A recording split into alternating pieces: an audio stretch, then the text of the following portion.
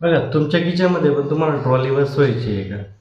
बघा माझा एक क्लायंट आहे, त्यांनी मला हाच प्रश्न विचारला की किचन ट्रॉली कशी बनते, म्हणजे काय असतं बुवा असं. तर बघा त्यांना मी किचनचा ट्रॉलीचा खर्च बोललो की तुमच्या किचनचा जो साईज, मटेरियल आणि डिझाईनवर साधारण अवलंबून असतं. त्याच्यात बघा बेसिक ट्रॉली असते ना, एक 7,000 ते 15,000 तुम्हाला भेटते. त्याच्यात जर तुम्हाला थोडी स्टँडर्ड ट्रॉली हवी असेल तर एक 15 ते 35 भेटते. आणि प्रीमियम हवी असेल तर एक 40 ते 65,000 तुम्हाला भेटते.